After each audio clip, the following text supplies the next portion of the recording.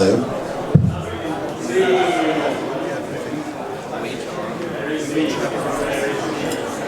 Check. Hello. We're live. So before I begin moderating it, if everybody could just introduce themselves. I'm Jacob Guedalia. I'm co-founder of Jiritsu Networks and CEO. I'm Mike Reed. I lead partnership development at Franklin Templeton Digital Assets. And I'm Pusateri, co-founder of My Network, a FHE layer for Web3, as well as core contributor to Super Alignment, which is the world's first decentralized alignment network for AI systems. So we're in an incredible era right now where we've seen the first ETFs get approved and real market adoption. And with the growing interest in tokenized assets, how big is the market opportunity and what's the value proposition? I have to say I'm personally very biased towards Franklin Templeton as the only on-chain money market fund and doing incredible work. And so I'm going to gear this question first towards you, Mike. Do you want me to talk about? I would love you to talk about you guys and just the market opportunity in general for tokenization. Yeah, sure. So for anyone who doesn't know, I work at Franklin Templeton. We're a large, publicly traded global asset manager with about 1.6 trillion across a variety of disciplines. And I work in a special unit we call Franklin Templeton Digital Assets, and we focus specifically on the worldwide blockchain ecosystem in two ways. Number one, we build, and number two, we invest.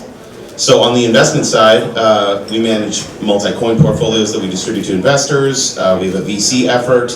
We have a couple ETFs that are not available to local investors here in Singapore, but available to investors in the United States. We do a variety of work on the fundamental and quantitative side to look at different projects and protocols, assign values to their tokens, and assemble portfolios.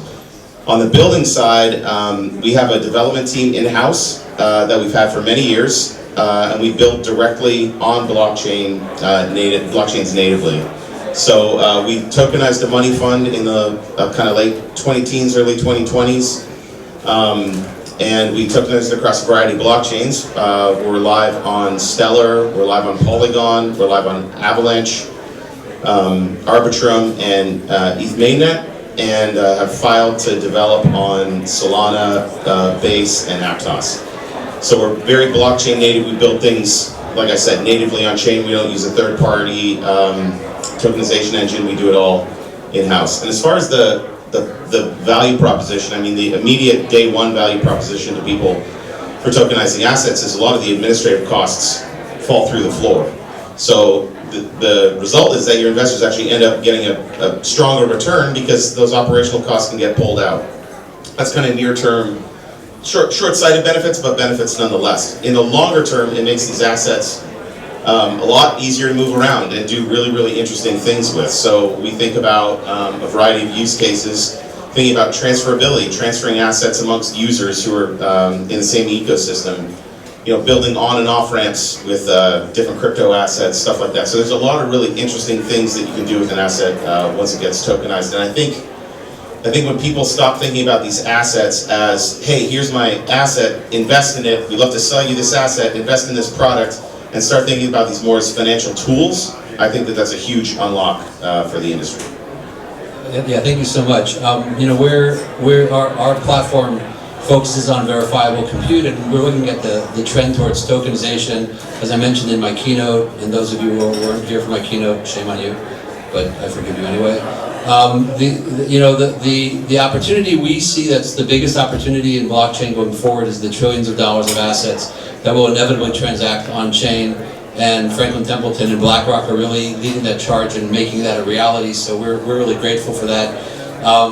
We're looking forward to work with the Franklin Templeton infrastructure in particular because unlike BlackRock, Franklin Templeton really is on-chain, right? You've tokenized, and everything from a consumer wallet all the way down to on-chain tokens to the tokenization and owning that full stack, which I think really will create the rails for lots and lots of assets to come through the institutions. Yeah. I was going to say, I think in the beginning, when people start tokenizing money funds in particular, it's kind of a lot of like, who cares if it's natively on-chain or not? But if it's natively on-chain, then all of a sudden you can do a lot more interesting things with the asset in terms of settlement, in terms of payment, all these kinds of things start to change. So we believe by doing it authentically on-chain, you're able to do a lot more with the asset. And also, it kind of goes counter to the overall ethos of our space is authenticity.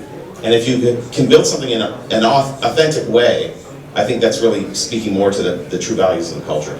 Yeah, and I think what's important is that the money as it comes on chain is better money than money off chain, and that's what's going to create the value propositions. One of the things I learned from you guys was really well articulated in some of our conversations with your team was, well, when you think about it, let's say I have, $50,000 in a money market fund and I want to give it to one of my children to put in their savings account. I would need to convert it, out of my 5% yield into money that's yielding nothing, and then I would need to transfer it, and at some point it would get converted back in. And the velocity of that goes to zero because I can transfer, say, via the Benji token, this 5% yield.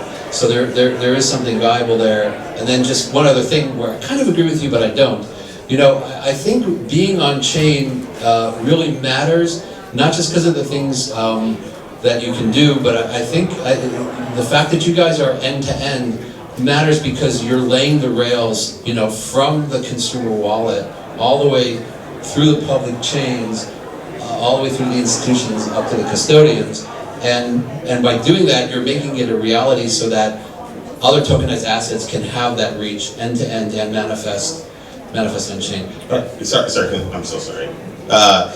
Just one more thing. I think this idea of standards is something we're obsessed with, is building standards that can be used for a variety of assets afterwards. So we code those into our assets regardless of the chain and make sure it operates consistently across the line. We just want to welcome Wyatt from VanEck. And Wyatt, Sorry I'm late, the traffic is terrible. all good. There's also a maze to get in here. So. It is very difficult to find. I just wanted to give Christian a chance to give a perspective on how you think about tokenization and the stuff that you guys are doing with it. Thank you. Absolutely. So essentially, my network is really a security company. We just use FHE as one of our core products, which is the holy grail of cryptography, the ability to compute unencrypted data without encrypting it. And we were looking for areas and institutions that this would be viable right now, where it would be performant but also demand.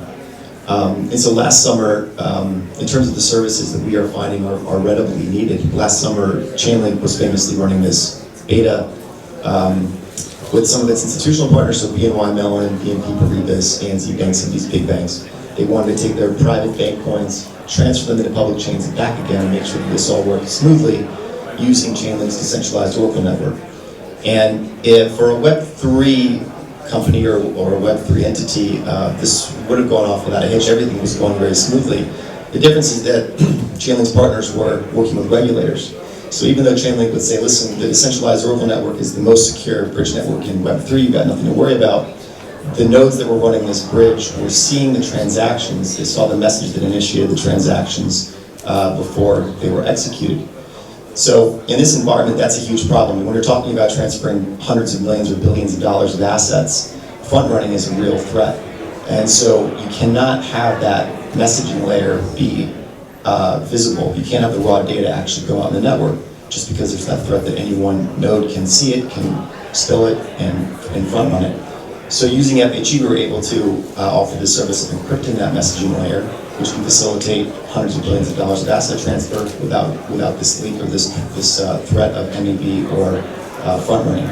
So that was an early use case that we saw and we're identifying more all the time. Yes, just to kind of bring it back into the framework that I was wanted to share, is that I think one of the powerful things you guys are doing at Franklin by going basically through what I think of as the entire stack, again, from the consumer wallet to the public chain, all the way up through the custody and all the institutional things and the standards that you're creating, you still need the sorts of technologies, the zero knowledge techs or encryption techs that preserve secrecy, and then obviously you need verifiable compute to verify underlying assets. So yeah, that's awesome. Sorry. Okay, we're going to jump to the next question. As blockchain adoption becomes more prevalent, what are the advantages of native tokenization for making blockchain integral to asset ownership? And we'll start with Wyatt on that one. Yeah, so before I joined VanEck, I was at Circle for almost 6 years, and that Circle Ventures, where we invested in over 100 companies building on top of USDC. And I think one of the core innovations that we helped work on with BlackRock and Securitize was BIDL. And I believe the market completely missed why BIDL is so interesting. And it's because BIDL has no bank holidays. BIDL is 24/7, 365 redeemable for USDC. So it's the first, one of the first, I think, tokenized assets that can be redeemed at any time for dollars. And I think what we saw with Circle in Europe getting the EMI license, the licenses they've achieved globally, and we'll probably get in the United States with stablecoin legislation coming in probably the next 6 to 12 months, means that stablecoins are legal money. And so all of the really interesting stuff can now be built on top of, and you can enable 24/7, 365 redemptions. And I think that's one hook that's going to bring TradFi in.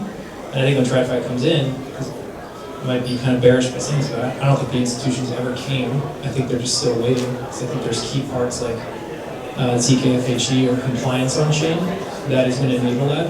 Again, no one wants to be able to see, right, be able to front run trades, or same thing with the payment business. You can't have everyone tracking Amazon payment flows.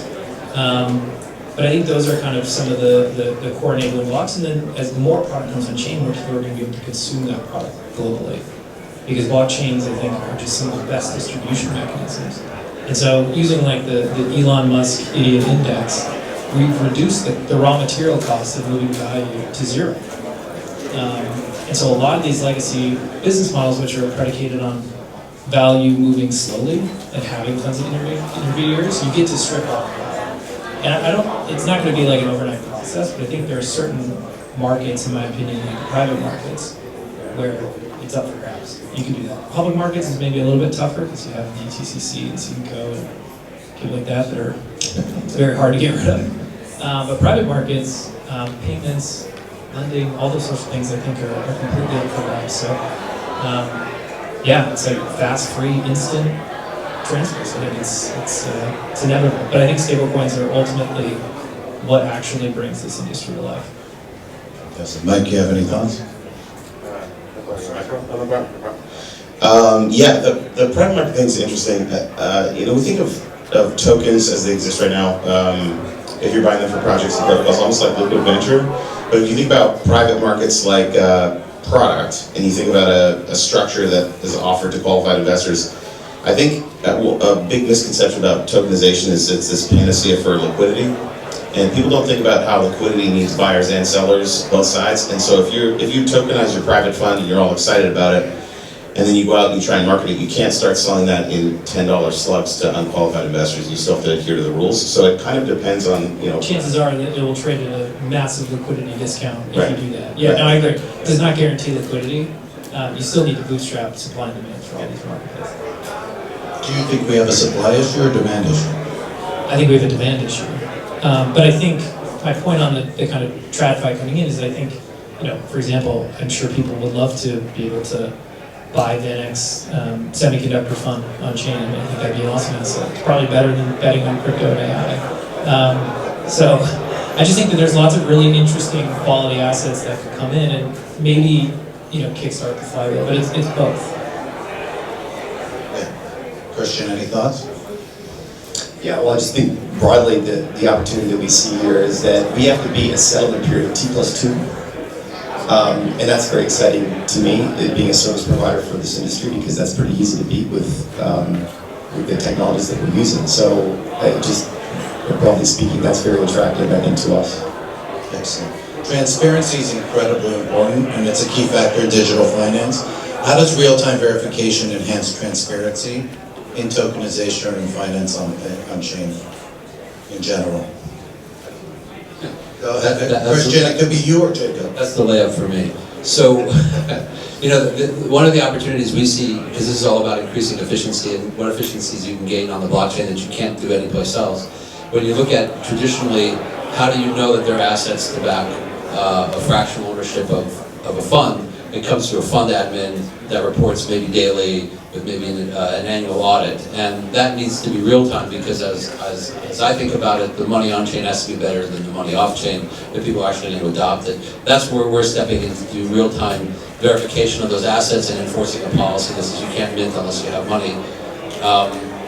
The other part of transparency is Christian working on transparency through secrecy, actually. It's ironic, right? Exactly. Well, one example recently, at least in the US, that I think of in regard to this question is the jobs report being revised down for 12 months. That's a key, I think it's a really important metric used by markets for a number of things. We need to automate these processes in smart contracts and get better data feeds, rules-based, the programmability of it. I think that kind of creates a lot of speed, more transparency, more trust in the market overall. Yes, it's almost like transparency and trust, or secrecy. Secrecy yields trust, and trust creates transparency, or something like that. Yeah, exactly. I also think it would prevent a lot of the issues that we've had in crypto. Particularly looking back at the kind of lending crisis 2 years ago, that could have been avoided if we understood who the other counterparties that were being lent to, right? So a lot of this on-chain stuff ends up being very much off-chain. And I think to the extent that we can enable, loans to be provided completely on-chain and reduce some of the off-chain stuff, makes it a less risky practice. Jacob has a question he wants to ask. Go ahead. Yeah, I'd love to hear what the panel thinks about the difference between the public networks and other implementations that might happen on private permission chains. You talked about, we've all talked about supply and demand problem, and like if someone just tokenized the fund and put it on Ethereum, no one's going to buy it. But if they can organize, their target market and permission them onto a sub-network, let's say, that's dedicated to a particular asset, just how do you think about that? And I can talk about a use case that we're seeing with some treasurers in the U.S. that have tremendous quantity of assets that are looking for kind of private networks. I know that in the Benji ecosystem, there are people who are essentially using it just to move money around their organization. I'd love to hear you guys. I think Chris should go last here, so that we can all give our opinions. I actually think the word permission is maybe like a really bad term. Because it kind of creates this culture war in crypto that one thing is permissioned and the other one is like free and open, and so I think it's more what we're probably talking about here is like KYC or compliance checks like AML, OFAC sanctions, that's generally what the permission is. Like there's one end where it's like JP Morgan Onyx, which is like not very interesting to me because that's the same. But like, can I just to frame it? Because I'm curious in a specific framework, but obviously the general idea also. I think a little bit about like the difference between the internet and the intranets, and the fact that you have, say, a LAN network, as it were, inside your office where people were sharing information. That's what I mean by permission. Like a private network, it's a little different than KYC. I think it's a huge difference, honestly. It's a massive difference between these two things. And to my opinion, it's not an and, it's not an or, it's an and, right? It's about how you do both at the same time and be able to use it. But look, the reality is, when you bring anything on chain, right, it's a supply and demand type of thing, right? You need to supply assets, you need to find demand for it. And it's always harder to do two things at once than it is to do one thing, right? And so, if you want to build these networks, in my opinion, you have to start out at least related in a permissionless sense. You have to be open. Otherwise, you sort of lose a lot of the magic of what point being on-chain even is, right? And I think over time you can expand, right? And if you have a sort of captive audience already to bring on-chain, right, and build your demand side as well, go for it. It doesn't hurt at all. But most don't, and it's also just a lot of work. And so I think you want to tap into the magic of crypto, which is the velocity, the volume, the speed, right, the transaction flow, all of that, the international feel to it. You have to go permissionless, at least in a very native sense, like on day one. Yeah, just to chime in. So earlier, for anyone who knows, I'm not going to do it again, but I named all the chains that we're working with, and all of them are public blockchains. I think this move, like you're saying, I think this move from, sorry, we haven't met before. Mike, do you want to introduce yourself? Yeah, hey, sorry, I'm late as hell. I'll talk to my marketing team. They staffed me with a bunch of nonsense today. But anyway, I'm Chris. I'm the founder CEO of Plume. We build a network, a chain, an ecosystem focused on RWAs.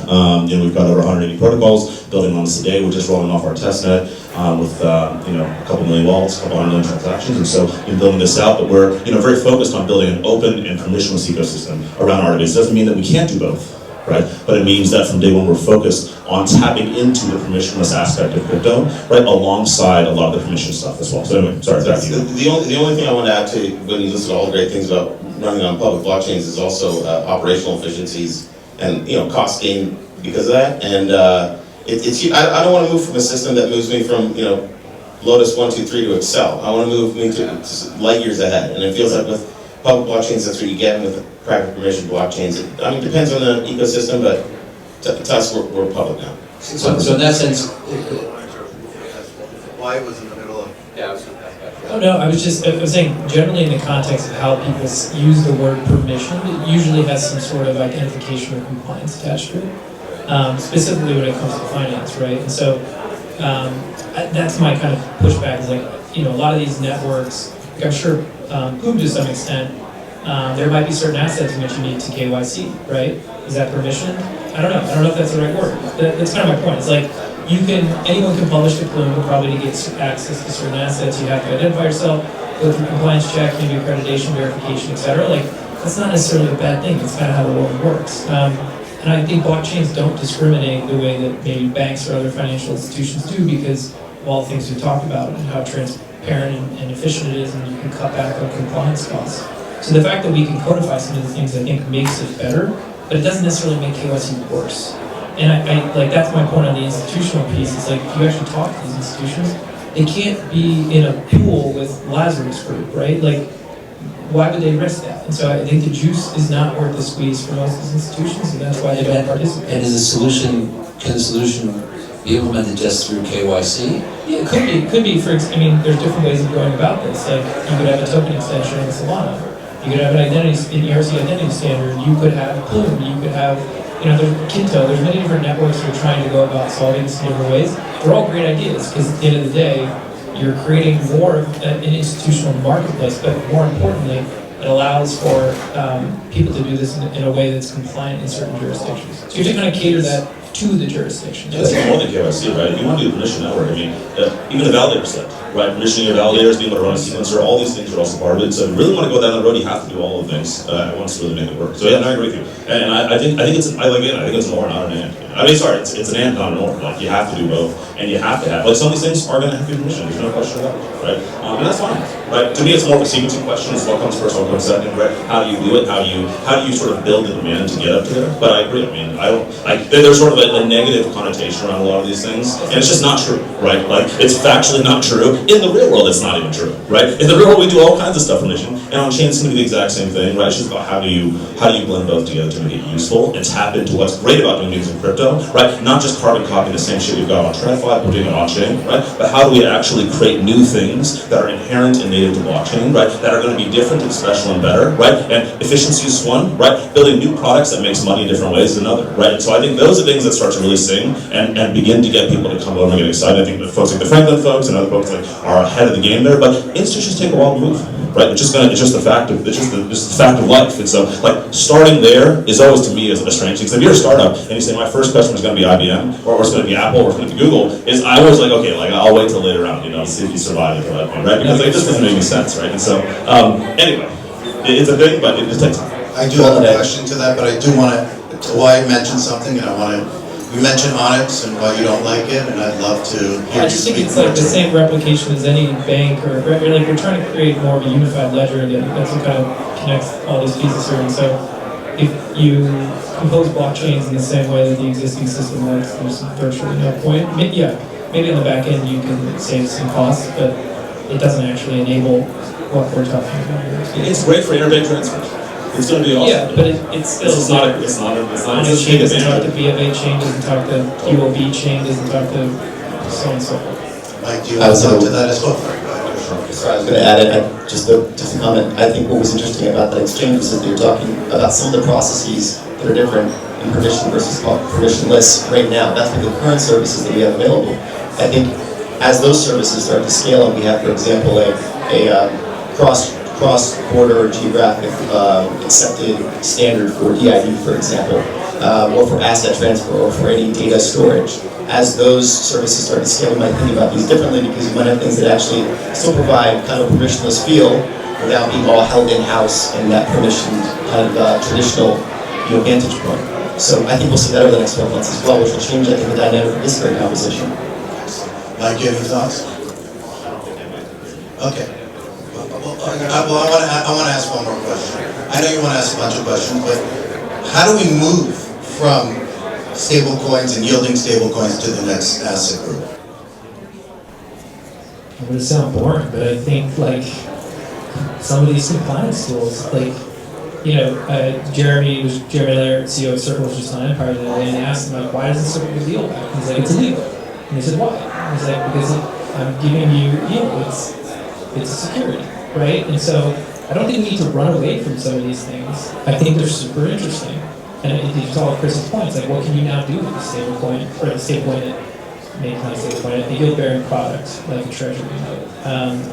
I think there's lots of really cool stuff that enable, in order to get that, by the way, I'm speaking through like the lens of the US, there are other jurisdictions that enable this today in different ways. And so there are some companies attacking this, but I think to the extent that we can try to drive responsible regulation in the US around these products means that the rest of the world will have to copy it. And I think right now Europe is probably the only one that started to think about this. So that's, I think stablecoin legislation kind of kicks things into motion.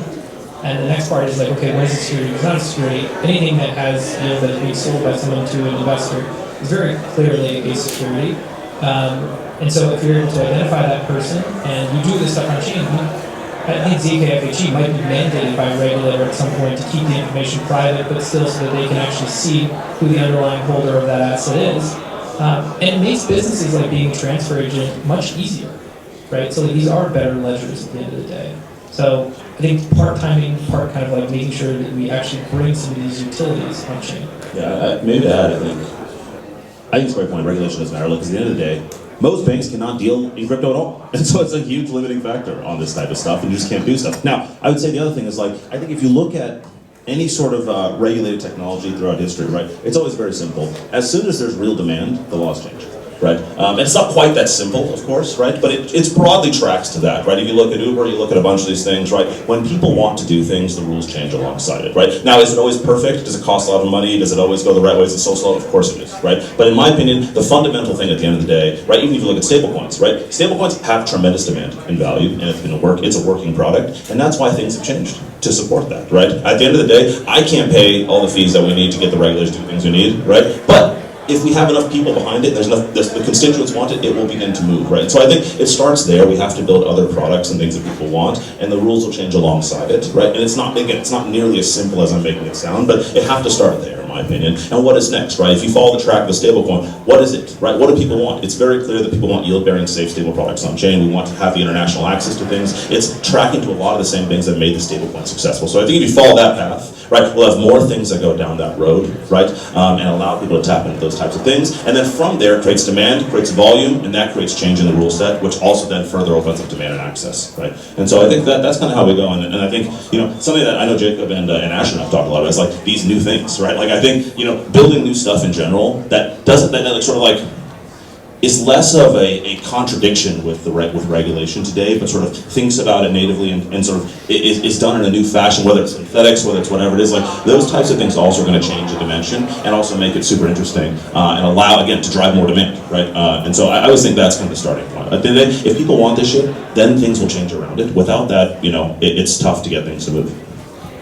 I got a feeling they're going to close this out here, but I would love from everyone to understand if they have an analogy for the disruption that's happening. Like you mentioned Uber. I'm wondering, you know, starting with Wyatt, if there's something that you think is analogous to, you know, that's happened in the past that's been a disruption. I sometimes relate it to like e-commerce, which is highly disruptive. It allowed kind of a wholesale relationship globally to actually become a direct-to-consumer retail relationship. And I think one of the reasons I like that analogy is because what are we at, like 20% e-commerce penetration globally, right? And so like it took a really long time. I think the same thing is going to happen with on-chain finance or tokenization. It's really hard to rip out all this stuff. It's hard to displace Visa. Can we do it today? Like for sure. It's just about driving adoption. I wanted to be quick enough to have a specific analogy, but I'll come back to you. But I think maybe what we're talking about is a fundamental shift in our ability to allocate incentives, new incentives to different parts, to different sectors. I think that's really huge. And I think that if you can, if you look at some of the shortcomings or some of the challenges in the biggest industry right now, like AI, finding compute, right, we're doubling compute needs every 90 days. That's a really big challenge for centralized systems, traditional systems. But when you can use the benefits of blockchain to reallocate incentives, and you can say, okay, now we can crowdsource this, we can crowdsource participation, innovation, supply, that fundamentally changes our ability to develop sectors and subsectors completely, much, much faster. I might propose an analogy there, which is like mobile. Yeah, perfect, thank you. Right? That's Decentralized telecom.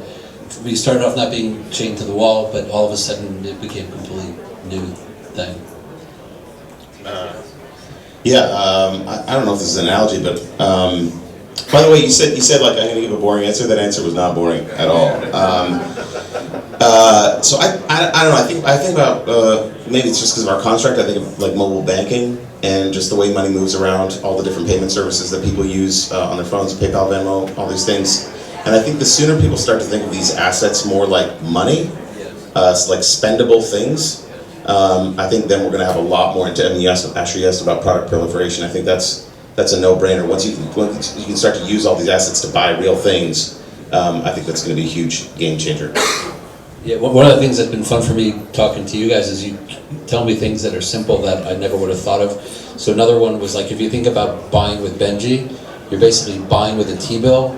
That's kind of like, we all get that when we think about, oh, can I use Bitcoin to buy a cup of coffee? But no one's ever thought about, can I use a T-bill to buy a cup of coffee? And that's really super disruptive. Benji's not available for sale in this country. This is not investment advice, and past performance is not indicative of future results. And I don't work for Franklin Templeton, so I didn't need to say anything. So, you know, my fellow analogies, I was very much involved in voice over IP revolution, and spent a lot of time with big telecom trying to convince them that they shouldn't be afraid of voice over IP, and eventually everything became voice over IP. I mean, all of our conversations essentially going over IP. I think that's the same thing that's going to happen with blockchain. That's the analogy that I see. So. Yeah.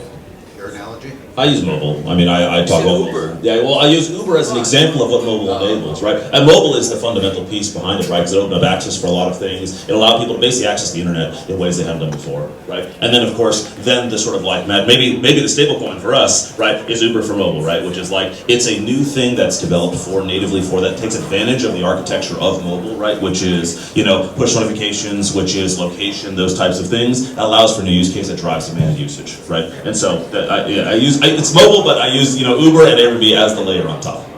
Thank you so much, everybody, for joining us. And one last thing, the only reason to leave Singapore is because you can go to another country and buy Benji. No, I'm joking.